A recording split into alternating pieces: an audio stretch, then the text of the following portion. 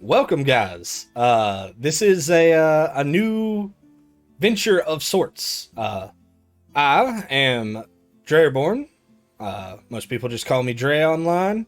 My fellow over here to this side of me is Master Wittimus Prime. You can Hey! find him across the internet as Wittimus Prime. We Or are. Oh, yep. or Witty. You can Or go by Witty. or Witty. I take either way. We are gonna be we've been friends for a little while now, and we have decided to try to bring our fun-filled magic conversations into a podcast format. Um, this more or less started from big heated debates in the game store about different overall topics of Magic the Gathering. We Uh, very rarely agree on anything. yes, it's great. It's great. So sometimes I'll say sometimes I've managed to sway him a few more times than he's managed to sway me, but we both keep a pretty open mind when it comes to our opinions. We do discuss a handful of other card games, mainly Magic, a little bit of Pokemon every once in a while. But yeah. You got anything you'd like to add to that, Mr. Witt? No, that sounds pretty much right. I think we were discussing specifically towards the modern bands. Yeah, Like we were kind of making predictions on, what Wizards would do or what would be ideal for Wizards to do. And you and I, we weren't too far off on that discussion. Although I know specifically for you, you're definitely happy to see what oh, ended up happening. oh yeah, I'm not upset about it. No, not at all. Personally, we'll get deeper into it in a second, but I'm not surprised by what we saw, and I think at that time I did kind of say to, you know, kind of close to what it was. Although I don't think anyone actually saw an unbanning specifically for preordained out of all the options that they had. I don't think anyone saw that coming. So. No. Crazily enough, and I told Witty about this, where like the plan was for us to record this first one the day before the unbannings, right? Yeah. And I, funnily enough, actually was gonna make the prediction that they unbanned some kind of cantrip. Now, did I think it was gonna be preordained? Not necessarily, but I saw a few different topics about people saying that control is like dead and all this other stuff, but that they thought that it would be interesting to see some kind of unban that would bring it back. And I was like, the only thing I could think is like a cantrip, but I don't know how much that actually helps control. I mean, so far from what we've seen, I mean, it's only been, a week. Yeah. And the only thing that has seemed to be really a factor is that the Demir control matchup, they're calling it control, although I would say it's closer to mid-range, kind of like Murktide. Yeah. But that definitely got a boost. Murktide actually got a little bit of a boost. They kind of needed that since they took away. And I think this is the reason they actually chose to ban this. They didn't like how hard Murktide got hit after they took away Expressive Iteration. So they kind of want to get. Did they ban Expressive Iteration? I'm sorry. No. I'm sorry. I'm thinking Pioneer. Yeah, you're thinking Pioneer. No, my bad. I'm thinking Pioneer. I'm in Pioneer mode for some reason. That's the hot format right now. I guess so. But yeah, Murktide's kind of fallen a little bit, since the Lord of the Rings set. Yeah, since the One Ring happened. Yeah, the One Ring. And boy, oh boy, I'm sure you and I think this is part of the topic that was brought up before. And we'll definitely rehash that because I do have some points about it. But yeah, I don't know. I don't see a world where the One Ring is going to be legal at long least term. By the end of the year at least. I don't see any way that the meta adjusts, to the point where it's that's the only reason I see that they haven't banned it already is that Wizards likes to give chance for cards to stay in the meta, see if any of the other decks can kind of play around it, work around it, shift it, give it a little bit of room to breathe. And if it can't, or if it becomes, the ring's just around too much, then they decide to ban it. Yeah. Now, I will say, or I will ask, do you think it's as oppressive as like Hogak? Okay. Obviously, no. Yep. So I'm going to say straight up, Hogak is probably the second most needed ban that Wizards ever had to do. The only one that tops it would be Eldrazi Temple. Eye of Ugin for Eldrazi Winter. No. What about Oko? Okay, so Oko was rough. I'd put it probably at number 3. Even though Oko was as bad as it was, the thing that made it, the decks at that time were not as explosive. Yeah, that's fair. They weren't as game-ending when you saw an Oko hit the field as you would either a Hogak or a turn 1 Eye of Ugin into 3 fucking, 2-1s that's about to turn into 4-4s the next turn or whatever. They're 2-2s and they become 4-4s and they rip a card out of your hand. Jesus Christ, that's so stupid. Well, you get the card back when you kill them.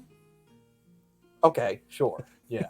You gonna defend Eldrazi Winter with me right now? Is that how you want to start this podcast? I never played Darren Eldrazi Winter, but I am a less unban Eye of Ugin stan. Let me not say unban. Let me say restrict. Okay, to 1? Yes, I believe that Modern needs to adopt the restricted model. There are certain things like Field of Ruin. Or no, Field of the Dead. Field of the Dead. Yeah.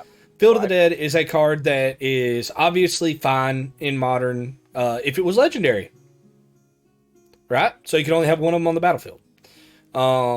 And same deal for Valakut. Valakut should be legendary. I feel like Valakut's been around long enough that it's shown that it's not just too big a problem for the meta. It's got like 2 really big decks that it works well in, like Amulet Titan, Scape Ship, and Scape Ship's like nowhere near Titan, right? Not right now. Titan is way too consistent, and you're guaranteed to probably hit turn 3 most of the time with Amulet Titan. Sometimes you'll get a turn 2. Scape Ship, the best you can ever hope for is a turn 4 or 5. Yeah, exactly. So but at the end of the day, Valakut and all those Zendikar lands most likely should have just been legendary. And I mean, does it make Amulet Titan unplayable? No, it doesn't. Does it make Scape Shift unplayable? No, not really. Because 9 times out of 10, when you're doing it, you're overkilling by a lot. I mean, I'll agree with that. I'd even agree with like some type of restricted style deal. I think my only hang up with restricted is for 2 things. First one is specifically like say towards vintage, right? Yeah. So when you look at vintage, the only cards that are actually considered restricted they don't add new cards. Okay? They have their specific ones. Yeah. And then that's it. They have not added one since they basically set this up.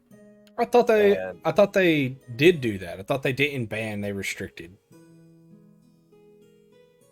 I need to double check that, but I don't think that they do. Let me look.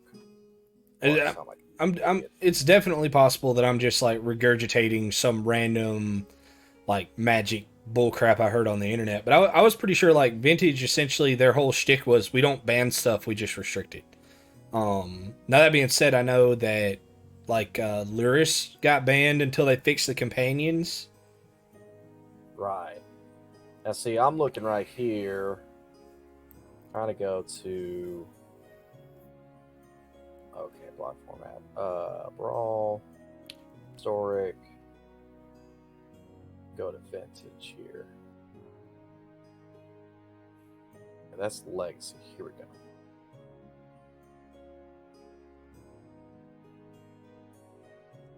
the ban list for Vintage should be just mostly just like conspiracy and anti, and then the cards we don't talk about. Okay, so I do see. You're right. You are right. I'm actually incorrect on this. So they do every card that they have add. They don't actually have any specific ban cards, with the exceptions of the conspiracy cards or play for anti chaos or falling star and Shahrazad. Shahrazad. Okay, excuse me. So I'm guessing the Shahrazad or all of those basically break the game. Yeah, it's that, and then it's stuff like Crusade and stuff like that Magic, right. The past that they don't want. Oh yeah. There's a few questionable ones out there, so those are understandable. Yeah. But yeah, you can have exactly just one of each of those. So yeah, I feel like Modern, like Legacy, probably should have adopted it already as well. I know it's more work on Wizards, but like, who really cares if we're putting more work on Wizards? We give them enough money. And you go, oh, it's more work on the players. Like, no, I don't think it really is. Like, competitive players are going to be able to just Google it, right? You put it on the website. You make sure it's updated, and then competitive players will build around it. Like, it's not a hard concept. Not Magic players, as we are not maybe the smartest individuals in the world. Just the complexity of our game itself shows that we could handle keeping up with a restricted list for more formats. I definitely feel like that's something that if they did introduce into certain things, that you would see, because you know how they were talking in the ban announcement, they wanted to like lower the Modern ban list, right? Right. You'd see handfuls of cards that were a mistake or should have been made legendary or would be fine as a one of, kind of like how legendary permanents in general kind of used to be, right? Right. Now, that was kind of the spirit of legendary permanents too at that time. So, I mean, it makes sense for that deal of it. I will say the one exception to this completely that they could not do for Modern is obviously the companions. Can't do it for Luris, and they can't do it for Urion. Oh yeah. Well, that's different, right? I mean, most decks were only running them as a one of anyway. Right. So you're talking about cards that were really oppressive as a 4 of, like right. Clock Clan Ironworks, KCI is probably fine as a one of. You could probably get away with it, and it wouldn't break everything. Yeah. I think you could do the same thing with Once Upon a Time. Yeah. I think Once Upon a Time is probably another good one. I'm just looking through the list here.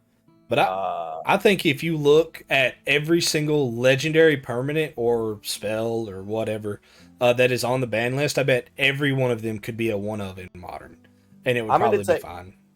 There's going to be one I'm going to argue against, and it's going to be Tybalt's Trickery. That's not a legendary permanent. No, it's not. If you're to restrict it down to one, you would only need one to do the thing.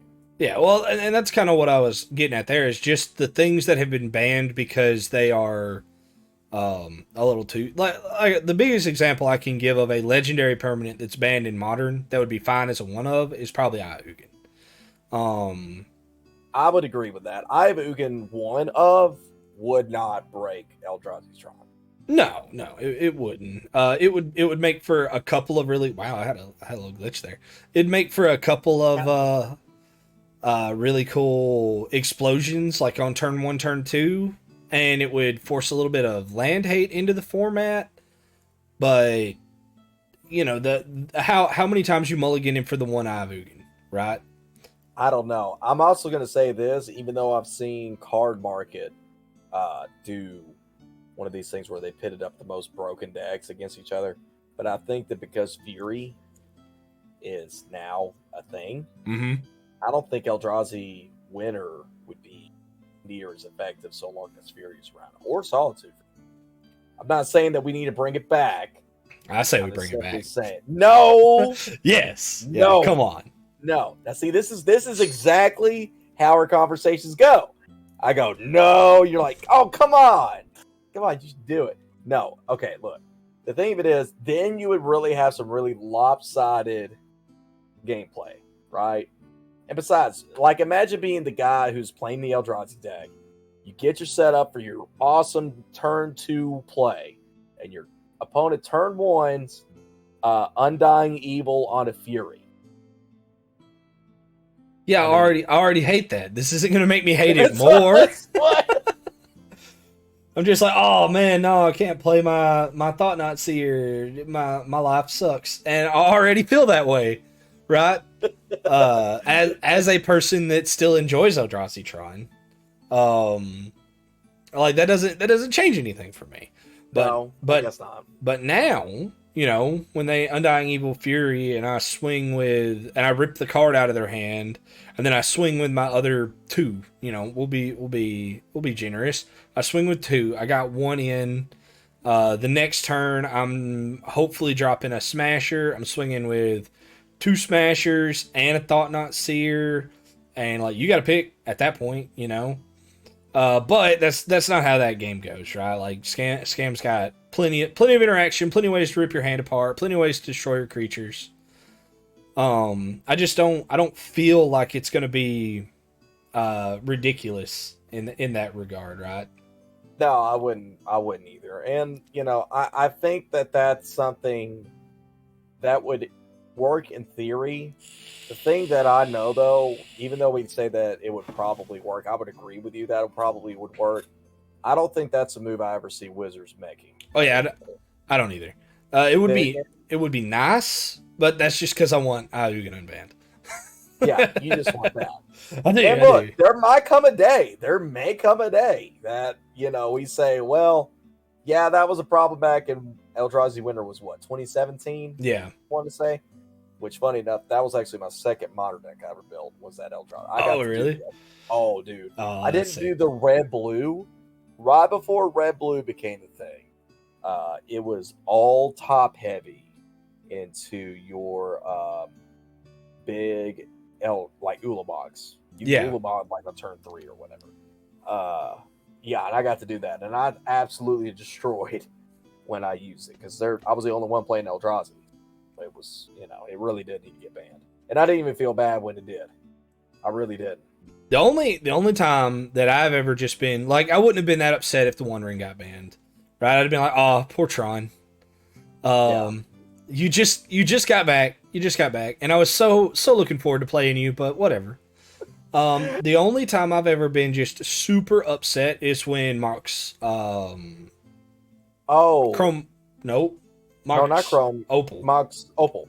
Yeah, when Mox Opal got banned, I was really upset. But I think Mox Opal really hit a lot of people. Yeah, like hard. It hurt really bad. Yeah, it even hurt. I'd even argue it hurt even worse than like Faithless Looting when that got banned. That hit a lot of people really hard. Yeah, and those 2 cards, those 2 specific cards, I think were a mistake to ban. So I have Ugin, is what you're saying? No. I think that Mox Opal and Faithless Looting, and I think there's one more that got banned in that little time zone. Astrolabe. Oh, well, if we're talking about undeserved bans, it's definitely Splinter Twin, and I don't even think that's controversial.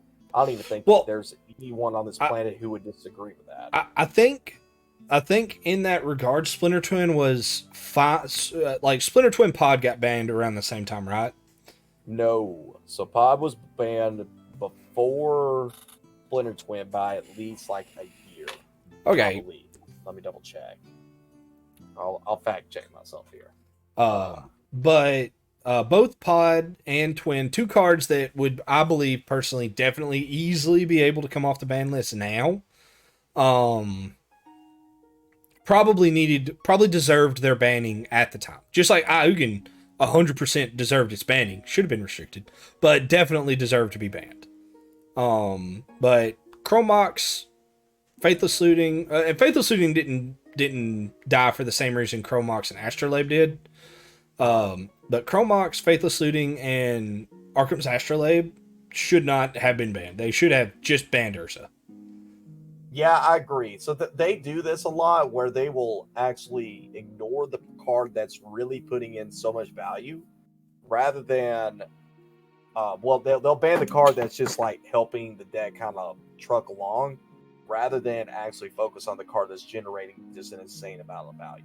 Yeah, they're attacking the consistency rather than the actual card that's the issue. Yeah, it'd been like they would have if they would have just tossed sort of the Meek in there for like the hell of it because it was just another combo with Urza. Like it's like guys, Right. what are y'all doing? Just ban Urza. Yet again, another card that should probably just be a restricted card. I mean, I'm okay with that. Now, here's the thing: like in hindsight, we see what Urza's doing now. So Urza, maybe it's not as big a problem now. Well, no, you banned like 5 of his combo pieces. You did. Yeah, when you surprise, yeah, you screw up the combo whenever you ban like all the pieces that combo well with it, right? And like I said, what was it? Faithless Looting? Faithless Looting wasn't hit because of Urza. Faithless Looting was hit because of Phoenix. And like if you had, all right, let me ask you this: do you think right now Phoenix would be as good as it was if Faithless Looting was unbanned right now? Or do you think that we would see a bunch of other decks, a lot of the top decks, probably still playing Faithless Looting?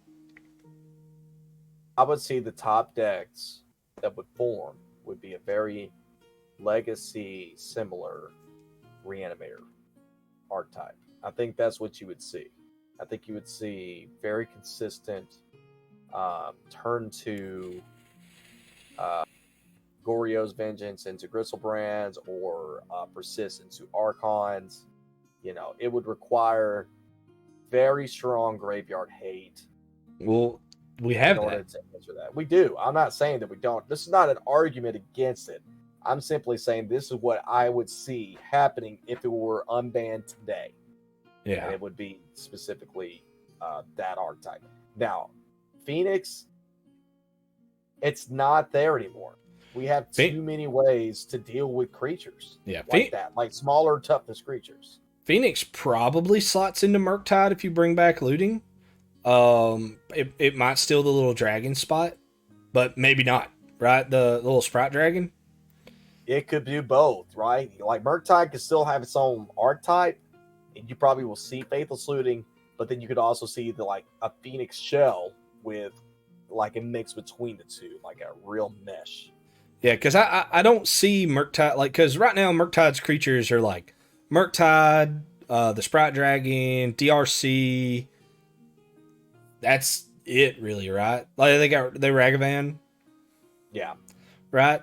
And I feel like you drop the dragon and bring in the Phoenix, because you triple spell probably a pretty good bit in that deck. Oh, easily. I mean, when you got Mishra's Bauble, right? So that's, yeah. You know, and then any 2 other spells, right? You could cantrip, and then you could maybe bolt. Yeah, and the only one of those that doesn't work towards the Murktide and Phoenix combo is the Sprite Dragon. And I think like most of them aren't even really running the Sprite Dragon. I think you see a couple Ledger Shredders, maybe a couple what's his name? The Fairy. Petty Thief and Brazen Borrower? Yeah, Brazen Borrower. I think you even might see a couple Brazen Borrowers in some lists now.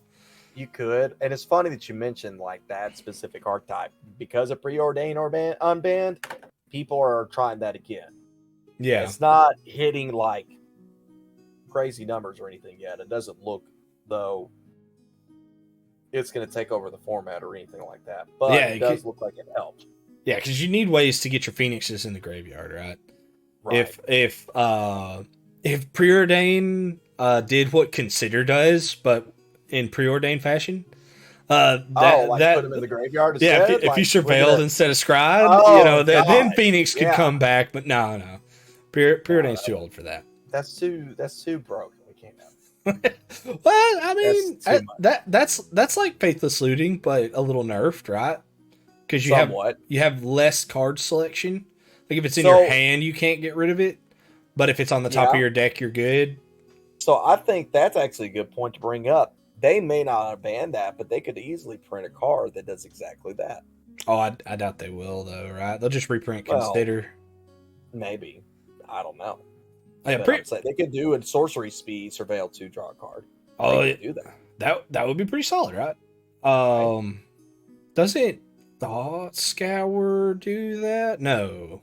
No, Thought Rips a Scour. card out of hand, surveils You don't too. have any select. There's no selection.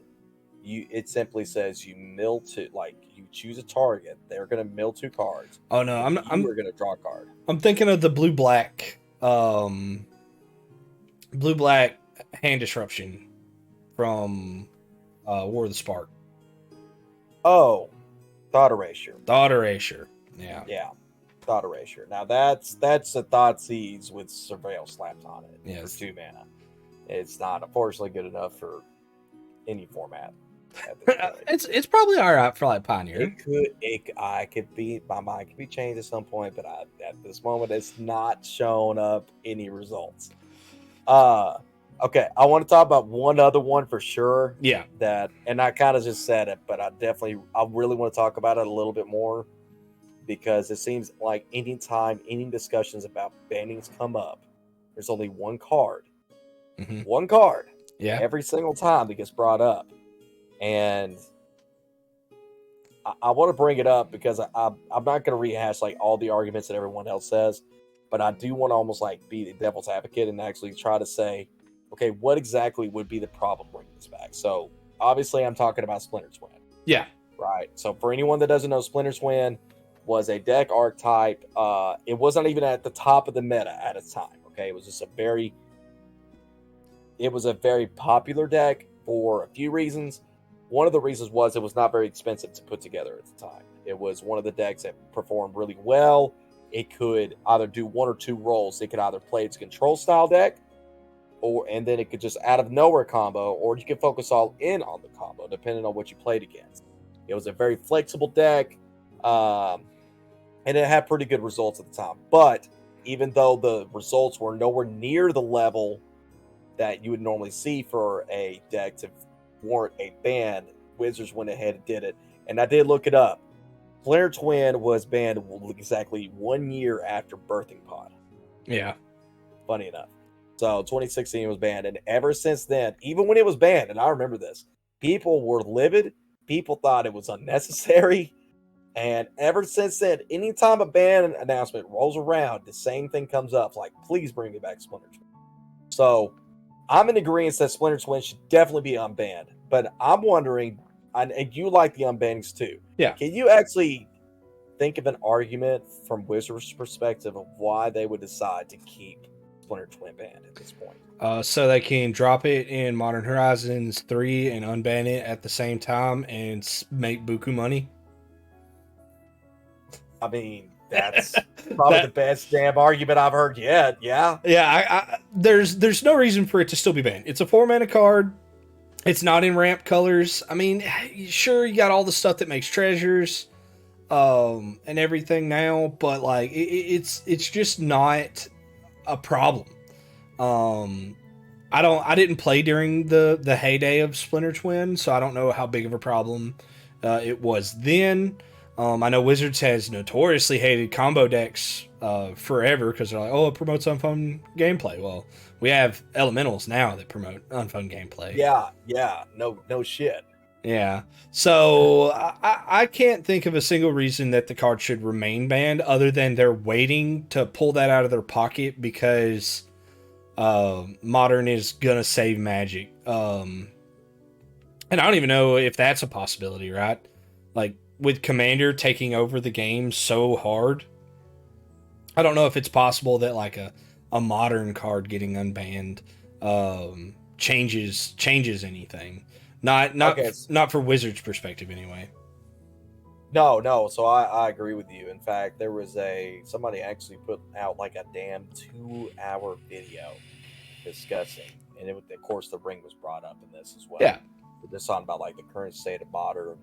And in order to bring it to a point of kind of like the Modern that you might remember about 4 or 5 years ago, before they started the fire design, right?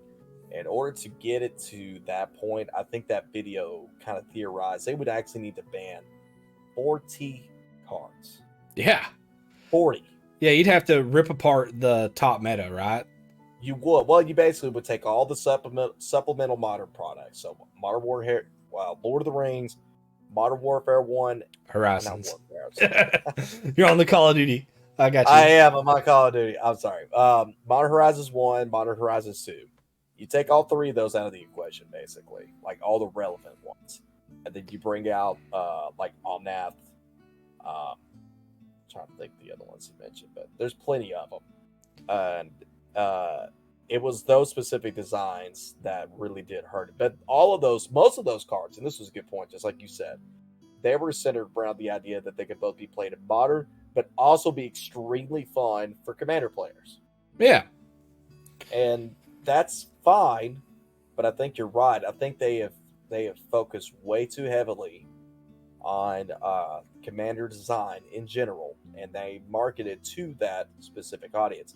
And I did see that they made an announcement recently that the next sets that they are designing are going to have less planeswalkers, less legendary spells, period. So we may see a change in that. Maybe they will return back to some times before they started that design focus. Yeah, I mean, hopefully so, right? Because like as the game state goes, I think I was watching. Who's the guy that does all the budget commander? It's not Command Zone, or is it Command Zone? The professor. No, not Professor's one. Not the professor. Mitch. Oh yeah. Mitch with Commander Quarters. Commander Quarters. Yeah. So he made really fair points. He brought up the amount of legendary creatures that have been printed over since 2018. Okay. And the numbers are crazy. So like 2018 we had Dominaria.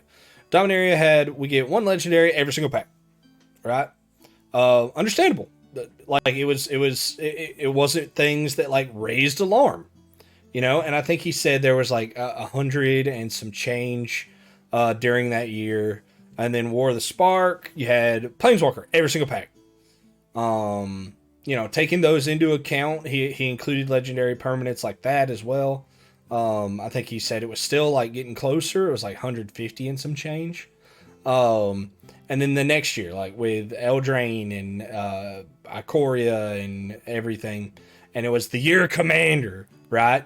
Yeah, and it was over 200 legendary creatures, and it hasn't gotten better. Right? Like that was 2019, 2020.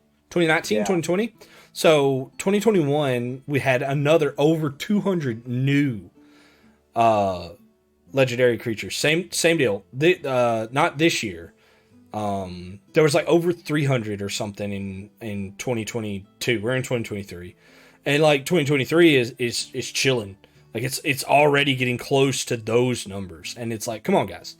Like, don't get me wrong, Commander's fun, but the Commander players want to have the ability to play with the cards. And, like, every set you drop, like, 6 more that's like, oh, God, this is immediately into my Commander deck, or, oh, I need to build this, or, like, you know, like Shelob. Shelob is one that I was really excited from Lord of the Rings, and it went directly on my, hey, I want to build Spider Tribal. Spiders are cool as hell. Shelob, awesome, great character, right? Yep. And she's just been drowned out. For me personally, the product fatigue for Commander is really there, and I miss constructed formats. I know this is more of probably a little bit of a local type thing. Me and Witty here are in the same local area, but like the constructed play in our area is almost non-existent. I run our local game store. Our numbers for Commander are usually pretty solid. Our numbers for draft are okay. We'll have months where the draft is popping, and Commander's popping, but we'll get one good constructed tournament because we've thrown out some really chase prize, and people show up. We'll have people do the thing, but they're immediately like, oh, okay, I'm done. I just needed this Pioneer set. I just needed this Pioneer deck so I could participate in the tournament to try to get this free card I wanted because you promoted it where I might try it. And they're like, okay, now I'm back to building Commander. You know, there's a couple of players in our local that care about wanting to keep playing constructed. And I had someone bring this up to me the other day. It was George, but he was like, Witty was going. He wants to get people to play constructed. Well, Commander's constructed to me, and it's like, yes, Commander is a constructed format, but it is not what you are talking about when you talk about constructed Magic. You're talking 60 card decks, sideboard, casual, competitive, 1v1 Magic. And a lot of players are just like, oh, I can play 1v1 Commander. And it's like, no, that's it's so bad. Okay, let's make one thing clear about the difference between 1 versus 1 Commander and other constructed formats. All right, of course, this is George, and the one thing you need to know about George is an awesome guy, and very eccentric. He's a very eccentric guy, and this is not a knock because he really is. He's like, he's really thinking, like, he likes to think about things outside of the box, and I respect that. But the thing about 1v1 Commander is, just like you said, the sideboarding skill aspect of things. But the other thing is that you don't design Commander decks to beat 1 versus 1. Fair. And if you started to make decks that were designed specifically for 1 versus 1 Commander, then you would have a format that would have some probably a little bit of hype. Yeah. It'll completely die. And the reason I know that is because that's exactly what happened back in like 2018, I think. Mm-hmm. Yep. They did that. They did. They made it like a sanctioned format for 1v1 Commander. Well, we have one now. And we technically still have it, but no one talks about it. Not even on the internet. I don't see anyone talking about it because it's not a healthy, it's not a fun. My personal opinion, is not a fun format to play. People talk about it all the time. It's called CEDH. You ever heard of it? CEDH is still 4 players. It is 4 player, but they're designed for 1v1 is what you're saying? Yeah, if you took your CEDH deck, is it actually designed for a 4 player pod, or is it designed to just do what it wants to, combo off, win the game, fight through whatever interaction your opponent may have, and your life just becomes easier when it's 1 opponent versus 3. So I would only make one argument. There's specifically, I think it's Winota. I think there's about 2 or 3 tax style commanders that do actually play as though there's 3 other players. Yeah, it's like the Transformers one, Slicer. Yeah, exactly. Yeah, that one cares about 3 players, but it does. And then Winota specifically is about beating down with multiple creatures, but you could do that 1v1 too. I feel like Winota is a commander that actually likes 1v1 more than multiplayer. It's just so much less of a bad example. I do. That might be a bad example, but my point is, yeah, Slicer definitely is a good example of a CDH deck that's really popular, that does want multiple players involved. But there's not a lot of them, right? Like Edgar Markov being an example of a match we still need to play. Edgar Markov is a solid example of someone that could be a CEDH commander in 1v1, right? Yeah. Well, he was. Yeah. At the time when it was a format, that commander was considered one of the better ones. Yeah. Him and I think Baral, which they ended up banning Baral. They banned Edgar too in 1v1 commander. Did they? Yeah. Okay. So that makes sense. Shorikai, an example of a newer commander. It's banned in 1v1 commander. And like so many people are like, oh my god, Shorikai's banned in commander. And it's like, no. Shorikai's banned in 1v1. And no one cares about that. But Shorikai's another solid example. Like most of these decks. Yeah, go ahead. Sorry. I'm just grabbing a drink. Go ahead. Yeah. Most of these decks that care about winning through combat damage, stuff like that, would love 1v1 over multipod. Right? Right. Any combo deck is down for whatever. They don't care. They're just trying to do their combo and win the game because it'll kill everybody anyway. Right.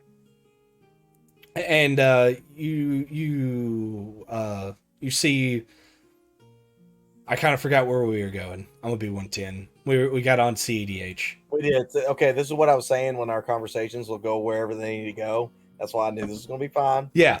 All right. So, but the point is about George. And George made this comparison between Commander being a constructed formats and the other ones that we do.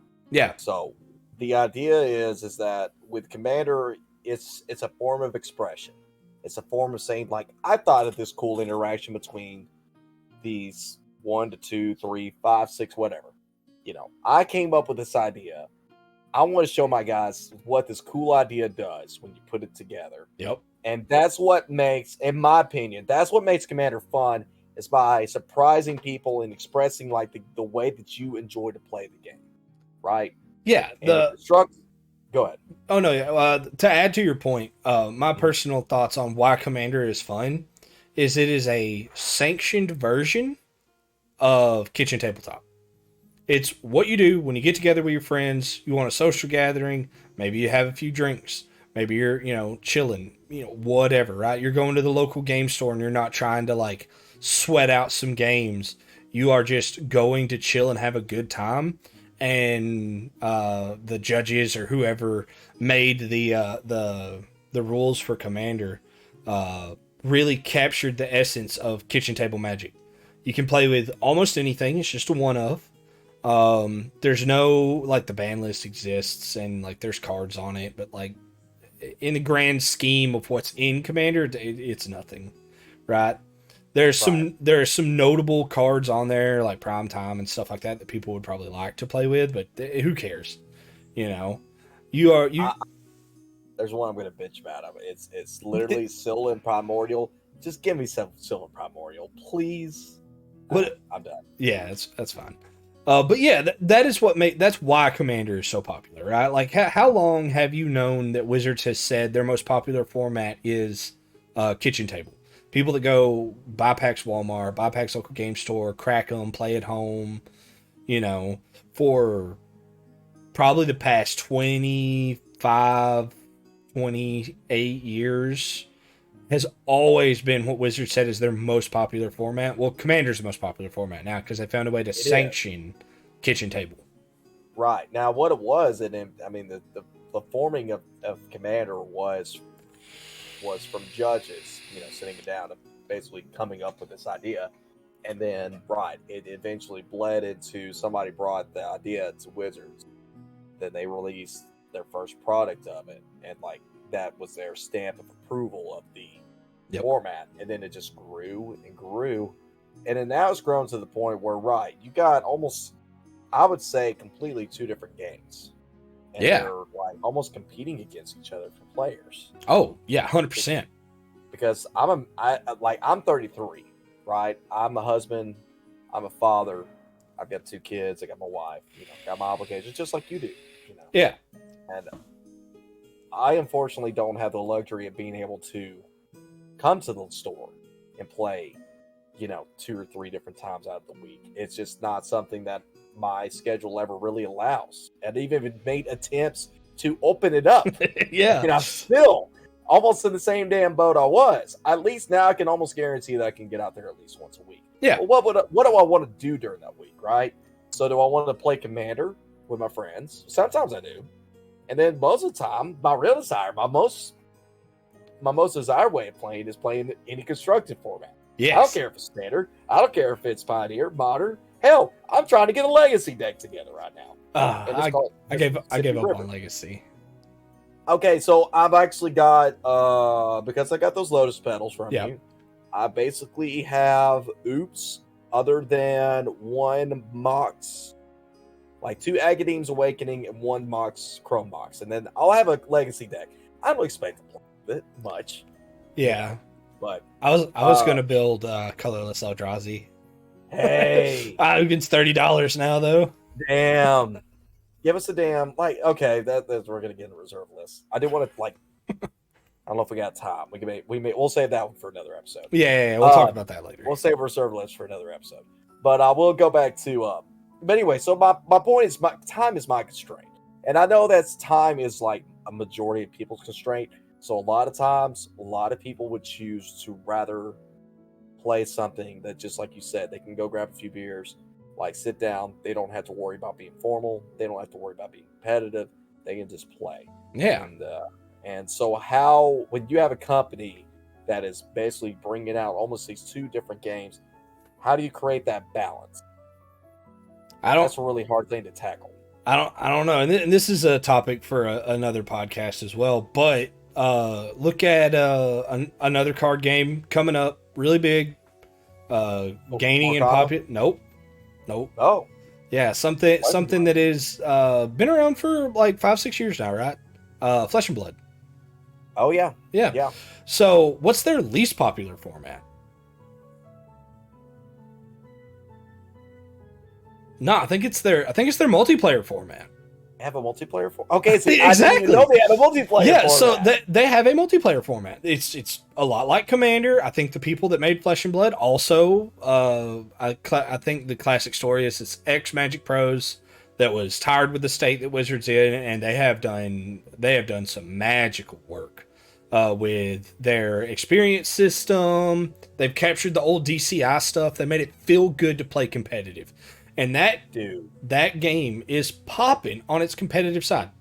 Blitz is a super fun, super quick format that people enjoy sitting down and jamming multiple games up. If I was to go, hey, Witty, I need you to just abandon all hope, jump into Flesh and Blood.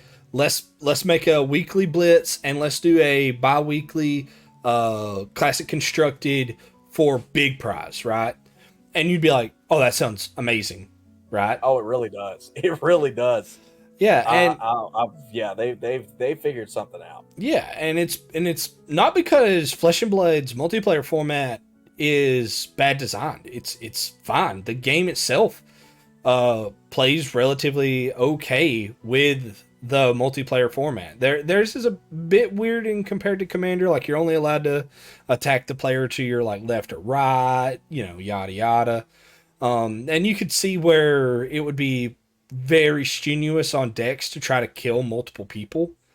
They don't have cards that say anything in regards to multiple targets, or specifically like the text that each opponent does whatever. Yeah. Right. So there's not cards designed towards the idea of multiplayer, whereas Magic over time is made a lot more focused towards that over the years. Yeah, and weirdly enough, had it built into the format from God knows how long ago, right? And it's because they tossed those handful of cards in for kitchen table, right? But yeah, as a solid example, a good example of a way to build for both is I don't think there is like a grand way to do that, right? Like, Magic did it for a while. Like, Commander was thriving before they started pushing all the product for Commander. Was it as popular as it is now? No, but it's just like D&D, right?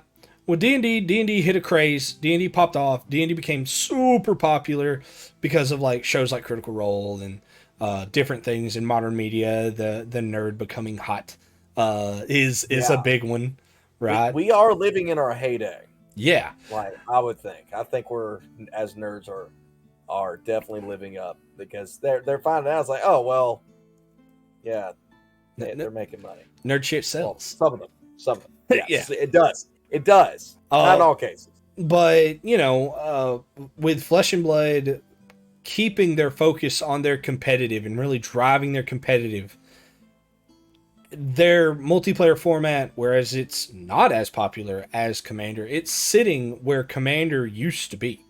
It has a following. It has people that play it. It has people that sit down and if you were doing the casual, like, hey, me and the bros are coming over, we're gonna have a few beers, we're gonna chill out in the game room, and we're just shooting the shit and beating the crap out of each other with cardboard, you'd sit down and play their multiplayer format if Flesh and Blood was your game of choice.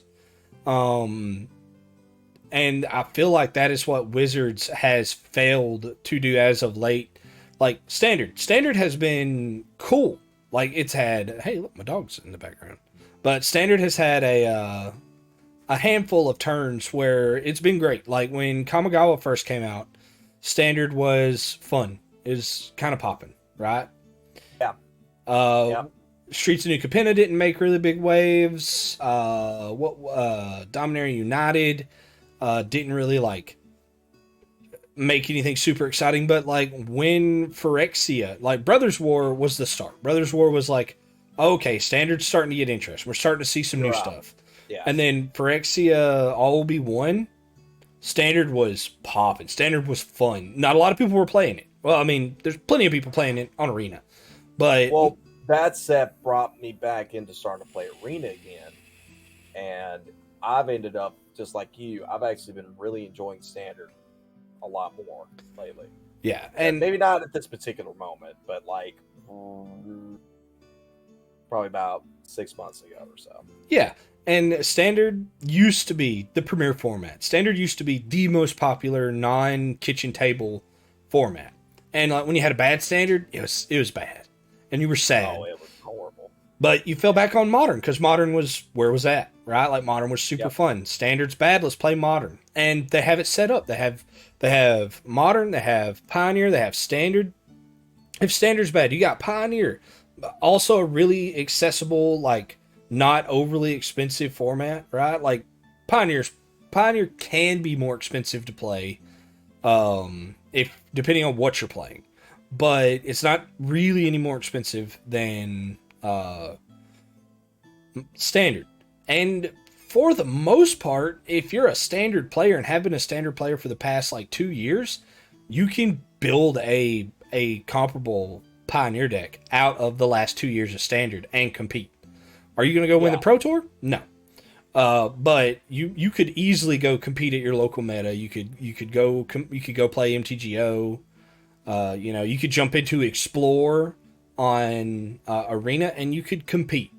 Same deal. Not so much with Modern, but if you're a person that's been in the game for a while, if you enjoy Commander, a lot of the stuff you enjoy playing in Commander is possible in Modern. To an extent.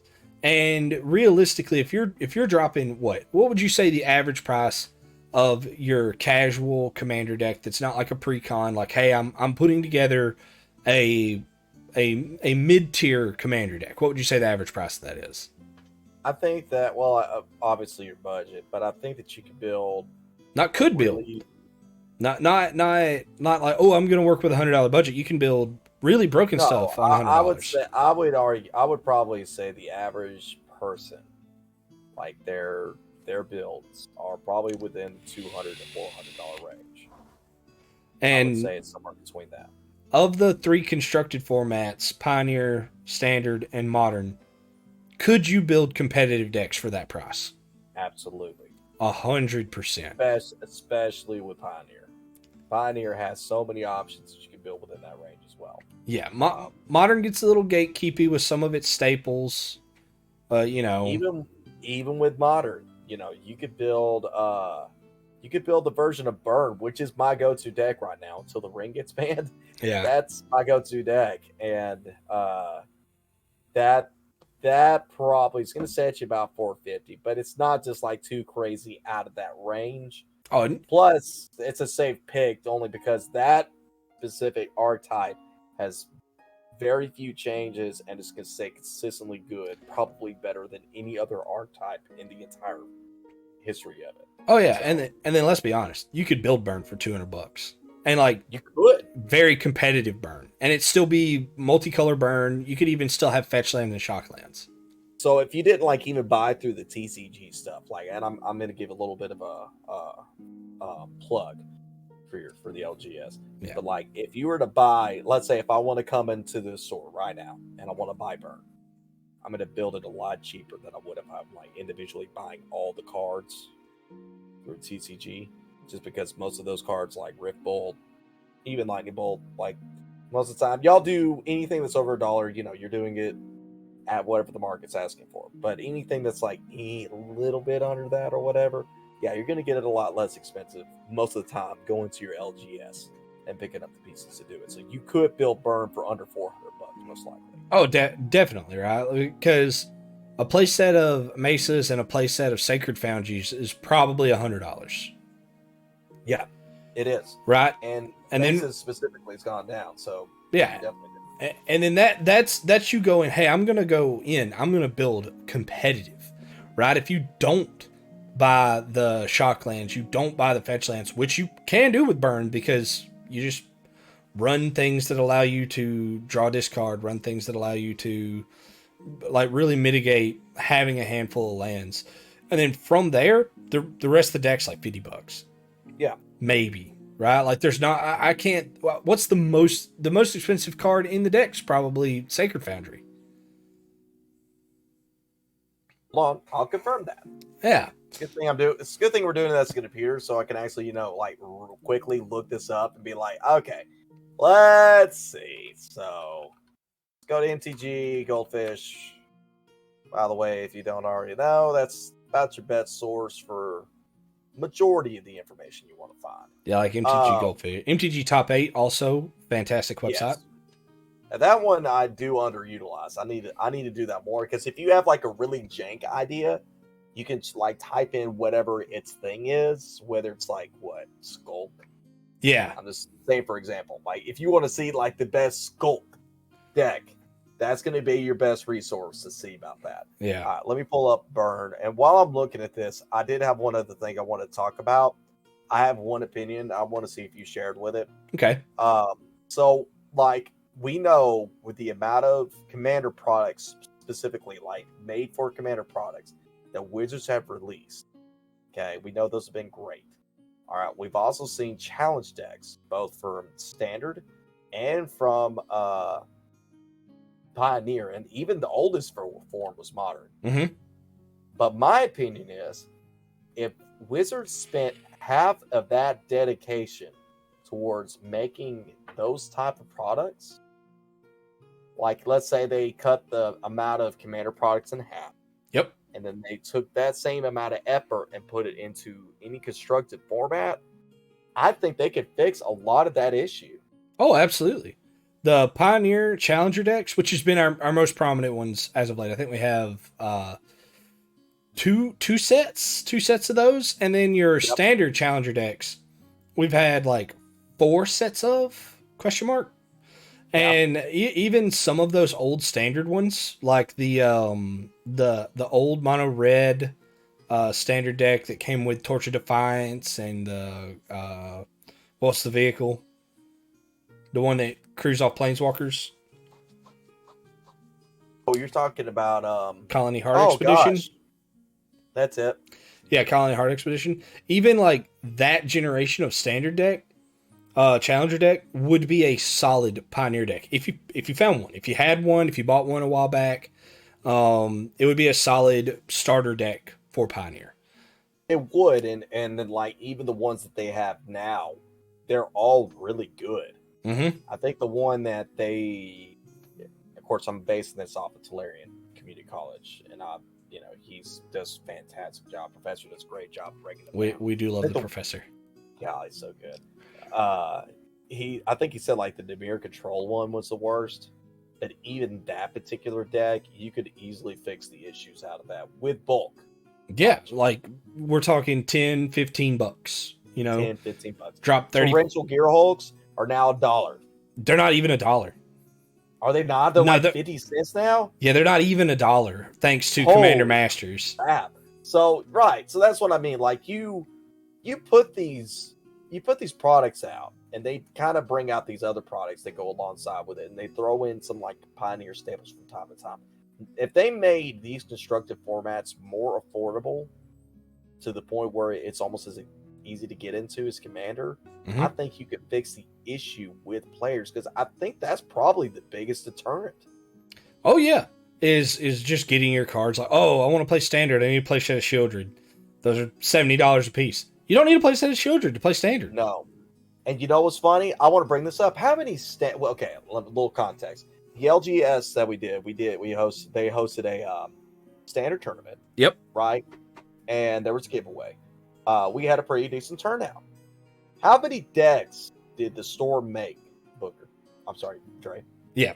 I made 4 decks. You made 4 decks. One of those decks is the deck that won the tournament.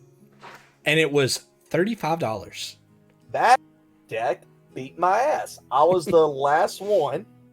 I was in the finals against that. It was a vampire deck. Yep. A really cool one. Yep. Okay. And that deck beat me.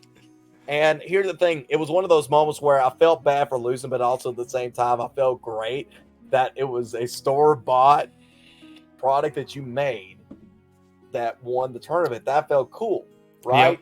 Yep. And how many decks did you end up selling out of those 3? 4? You sold 3 of those decks. So we Yeah. had like what? I made 12? we had 16 people total. I made a mono red deck. It did not do well, but it was essentially just the standard burn deck. But the dude that was playing it, I don't think really wanted to play. Also, yeah, it's probably not a detriment to the deck because mono red and standard at this moment is doing good. Oh yeah, it's pretty great. We made a green white toxic deck because the store owner played in the tournament with that deck, and he had a blast. He really loved All Will Be One, and he had made a Abzan version of the deck, and I turned it into just green white, and he ended up doing pretty good. I think he took like like fourth or fifth. He got fourth. Fourth, if I'm not mistaken. Yeah, and then I did that vampire deck, and then I did a mono green Stompy. No one jumped on the mono green Stompy, but like that happens. I think that I should have played, and I should have jumped in there with mono green Stompy. You really should have. Really should, because that was a very fun. Like outside of the even just like last match for me in particular, all of it was fun. I enjoyed every single match, especially I think my round 2 I was against Ethan and he was playing mono white humans. We were so close. Like that was one of the toughest games that I've ever had to play. But that satisfaction, even if I lost, like that game was great. But it just brings up my point that I think that just reinforces what we both agree, which would be you made those products just based off of the store's inventory. Yep. You sold them. You made profit off of selling those. You fired a tournament, which even got you even more players. Yep. So altogether, it's a win-win, and it promoted more people. Hopefully, we can get that again at some point. Yeah, absolutely. But I think that is how you do it. That particular product comes out. People don't have to worry about, do I need to go out and get the deck? Well, it's right there. It's all right there. You can just buy it. Yeah, and then another factor on this is we're talking about a standard tournament. 16 people took 5 hours. You know? If I was doing that same tournament as Commander, want to take a shot in the dark at potentially how long that would take?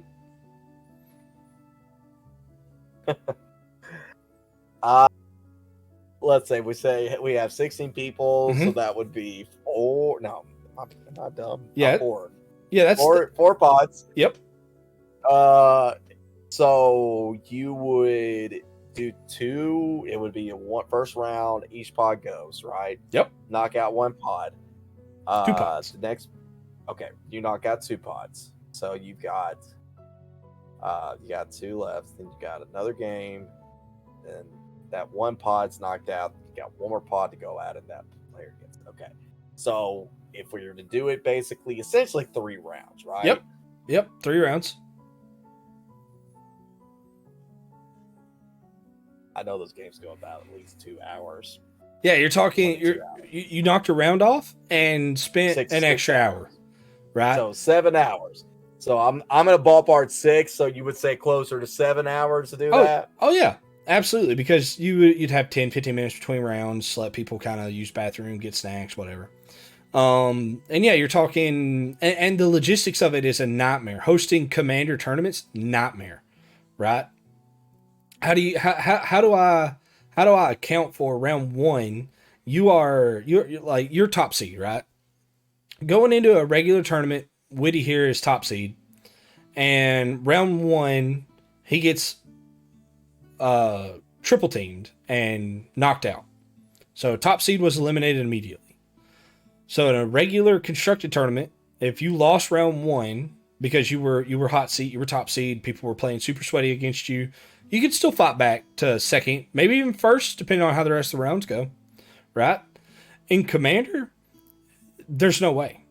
There's no chance that if you got triple teamed in game 1, that even if you won game 2, you're still probably not going to top pod, right?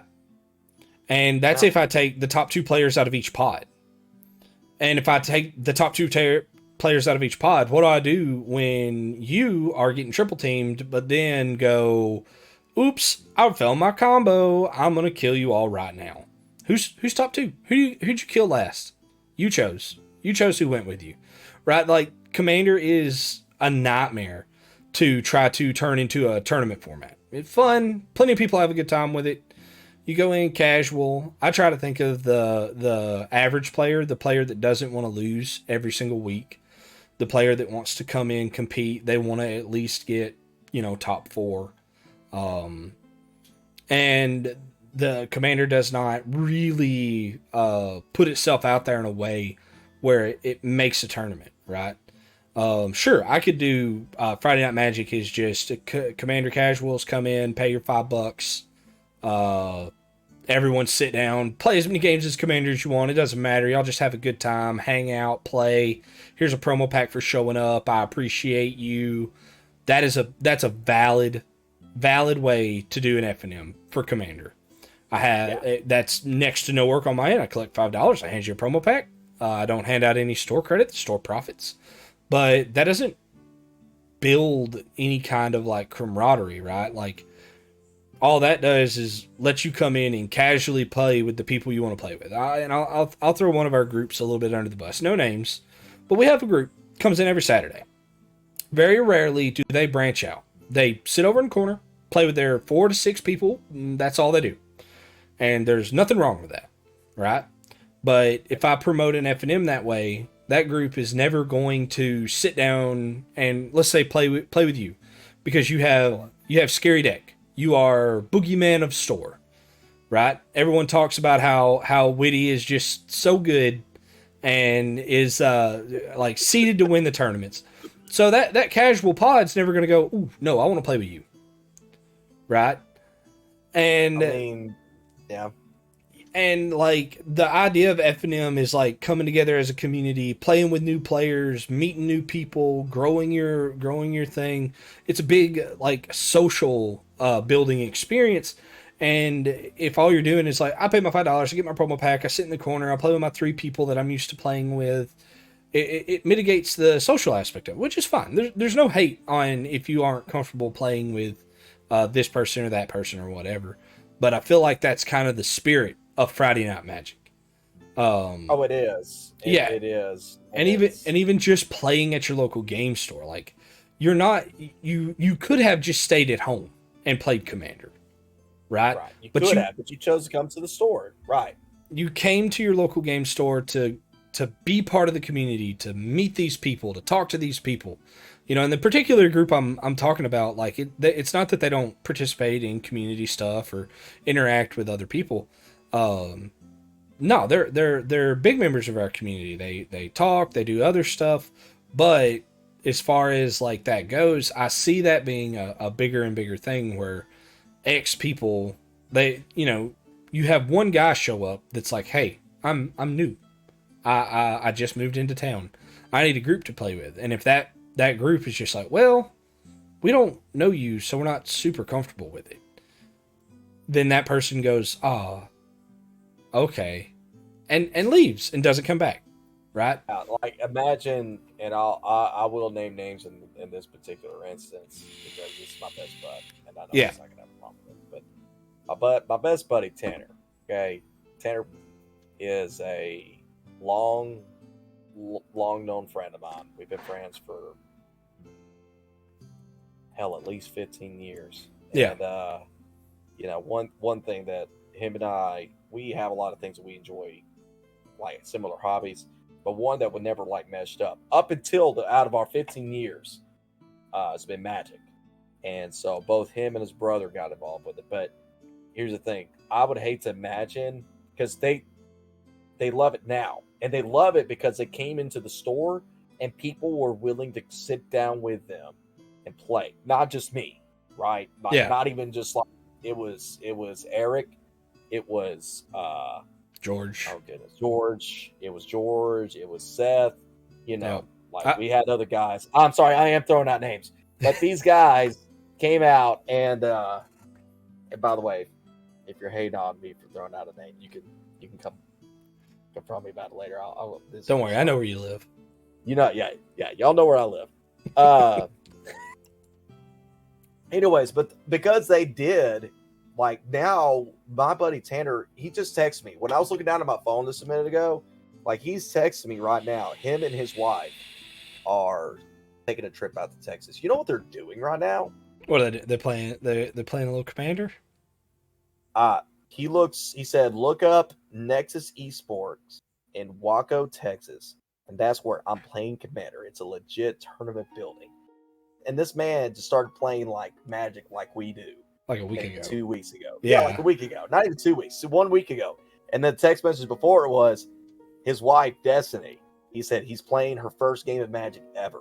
And that was only possible because he came out this past week and people came to choose to sit down with him. So yeah, like that's important. That's huge. That's how you get players, is by branching out and playing the game with other people, even if it's intimidating. And I was playing some of my. It wasn't completely like part, the story. I do have scary decks. Mono white Planeswalkers. Hey, now that's actually one of my nicer decks. I don't know. I've never played against it. Well, we'll fix that. The first game of Magic, I consciously remember playing with you. You blew up all our non-basic lands and took one player out of the game entirely. Now, I'm sure that wasn't the first game of Magic we ever played, but that's your first memory of me. It's just like, yeah, we're sitting down, we're playing this mono red deck, no big deal. Drop. What was that? What's that card called? Okay, so it's it's not Ruination, it's the other one. Shoot. I don't. Oh goodness. I don't know the name of it. All I knew is I had indestructible lands, so I didn't care. I'm gonna find out. It's gonna bug me if I don't say it. Oh, it's not that card. Because the card was not okay. So just so for everybody knows, there's a red 4-mana sorcery that says destroy all non-basic lands. Straight up, that's what it says. Okay, called Ruination. Now I think it's from the Ashes. That's it. Okay, so the one I played, I consider it the fair one, which it says is from the Ashes. Yeah. And it's the same thing. It says destroy all non-basic lands, but for every non-basic land, you get to go find you a basic land and swap it out. Okay? So I did that. I think I blew up like one of my lands because I was playing mono red. Yeah. Everybody else had basics in their deck to go like do it. Except one. And he didn't put any basics in his deck, okay? Yeah. He was playing extremely money pile Kenrith and had zero basics in his deck. He had all 10 OG duels, all 10 shocks, all 10 fetches, all 10 triomes. Like, I don't, you know. And out of the 99 cards... and a Tabernacle. Believe it or oh, that's true, yeah. So, like, out of all the cards in my deck, that was the only, like, land blow-up-y card in that whole deck. Absolutely, I'm sure it was. So... Y'all gotta understand how bad that was. Oh, it was. We had another Kenrith player at the table, and they started making the other Kenrith player draw cards so he could get land drops. It was hilarious, but yeah. Well, sir, we are chilling at about 1:15, so I guess it probably is time to wrap up. We did start rambling. We were supposed to talk about ban list topics, and then we got on. Hey, go play at your local game store. Yeah, that should always be the message. Go play at your local game store. Like, go experience different things. Play with other people. Yeah, people that you never played with before. You know? Absolutely. But I'm gonna say we're probably gonna wrap up here. We talked about the name for this podcast, and I'm sure by now you have seen it because it would be the title or everything. We're gonna be another TCG podcast. So if you are interested in hearing the antics of me and Mr. Wittimus here, make sure to check out the channel, sure. Subscribe. I haven't made it yet. I've got to do that. Well, I'm gonna like point random spots. Yeah. So I'll, like one of those. This one right. Hang on. all on your hands out of frame. This one, I'm gonna get it eventually. Hang on. Okay, this one right there. Yeah. Yeah, right absolutely. there. There's your link. We're gonna most likely reach out to a couple other of our friends to jump in on this in the future. If you have any topics you think would be interesting to hear our opinions on, please leave them in the comments below. But with that, we're gonna be signing off. Oh, real quick, you want to shout out anything, Whit? I put him on the spot. Oh, you did. Don't worry. Shout out. My face has been so red this whole video. Okay. Well, thank you so much for having me. First off, and then other shout out to Corneth Gaming Center, best place to find your TCG market singles. And I don't have any sponsors, so I don't really have any other shout outs at the moment. But I want to thank everyone for supporting. I thought you had a card holder sponsor. Not a sponsor, but like a card holder link. Oh no, I don't. Okay, cool. Or not, whatever it was. I know you. I don't have a mana traders or card hoarders thing yet. But if I do, I'll start making that shout out. But yeah, we're not quite there yet. So, well, all right, guys, we'll catch you next time. Thanks for watching. Thank you.